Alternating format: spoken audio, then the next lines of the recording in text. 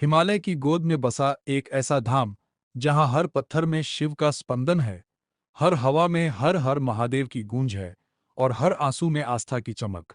वह है केदारनाथ धाम।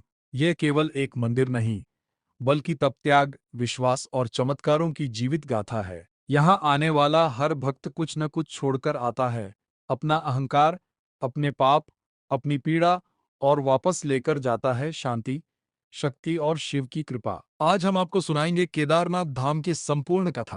पांडवों की खोज से लेकर महाभारत के रहस्य तक भगवान शिव के अद्भुत प्रकट होने की कथा, आदि शंकराचार्य का योगदान, 2013 की प्रलय और चमत्कार, और आज के केदारनाथ की दिव्य यात्रा तक। अध्याय 1। हिमालय की पुकार। हिमालय, जहां बादल धरती को चूमते हैं, जहां नदियां वेदों का संगीत गाती हैं, जहां ऋषियों ने तप किया, देवताओं ने वास किया, इसी हिमालय के मध्य मंदाकिनी नदी के तट पर बर्फ से ढके पर्वतों के बीच प्रकट हुआ केदारनाथ। कहा जाता है, यहाँ की हर चट्टान हजारों वर्षों की तपस्या की साक्षी है।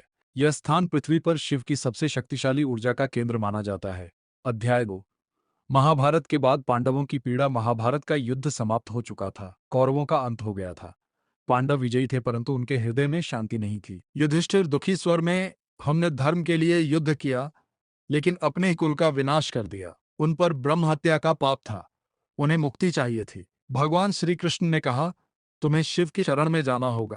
अध्याय 3। शिव का क्रोध और छुप जाना। पांडव काशी पहुंचे, परंतु शिव उनसे नाराज थे। उन्होंने दर्शन नहीं दिए। वे हिमालय की ओर चले गए। पांडव भी पीछे पीछे पहुंच गए, लेकिन शिव उनसे मिलना नहीं चाहते थे। उन्होंने नंदी बैल का रूप धारण कर लिया। अध्याय 4। भीम की परीक्षा। एक दिन भीम ने विशाल रूप धारण किया।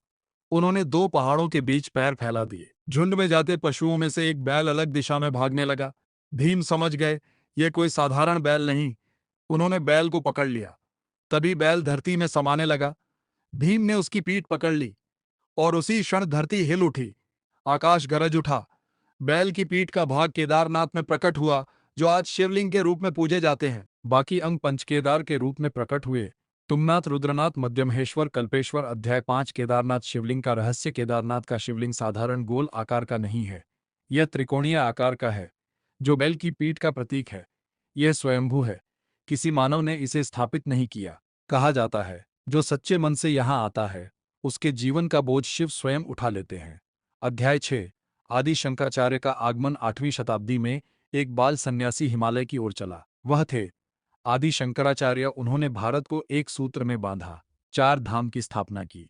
कहा जाता है, उन्होंने केदारनाथ मंदिर का पुनर्निर्माण करवाया। 32 वर्ष की आयु में उन्होंने केदारनाथ में समाधि ली। आज भी मंदिर के पीछे उनकी समाधि स्थित है। अध्याय 7। केदारनाथ मंदिर की अद्भुत बनावट। मंदिर 6 फीट ऊंचे चबूतरे पर बना है, विशाल पत्थरों से निर्मित, कोई सीमेंट नहीं। सदियों से बर्फ, तूफान, बारिश झेलता हुआ अडिग खड़ा है।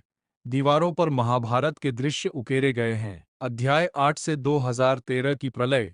शिव का चमत्कार। 2013 जून का महीना। अचानक बादल फटे, भयंकर बाढ़ आई, पूरे केदारनाथ क्षेत्र में विनाश हुआ। हजारों लोग मारे गए, लेकिन मंदिर के पीछे एक विशाल चट्टान आकर रुक गई।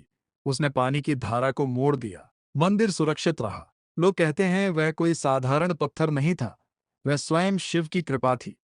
अध्याय 9। आज का केदारनाथ। आज केदारनाथ फिर से जीवित है। नए मार्ग बने हैं, हेलीकॉप्टर सेवा उपलब्ध है। हर साल लाखों भक्त यहाँ आते हैं। जब सुबह की आरती होती है, घंटियां बजती हैं, मंत्र गूंजते हैं और हिमालय शिवमय हो उठता है। अध्याय 10। केदारनाथ यात्रा का महत्व। 4 धाम यात्रा का एक मुख्य धाम। यहाँ आकर जीवन का उद्देश्य स्पष्ट होता है। कहा जाता है, जो केदारनाथ नहीं आया, उसकी तीर्थ यात्रा अधूरी है। समापन। शिव की शरण। जब आप केदारनाथ की सीढ़ियां चढ़ते हैं, तो केवल पहाड़ नहीं चढ़ते, आप अपने भीतर के अहंकार को पार करते हैं। जब आप शिवलिंग को स्पर्श करते हैं, तो केवल पत्थर नहीं छूते, आप अपनी आत्मा को छूते हैं। और जब आप लौटते हैं, तो वही व्यक्ति नहीं रहते, कुछ बदल चुका होता है।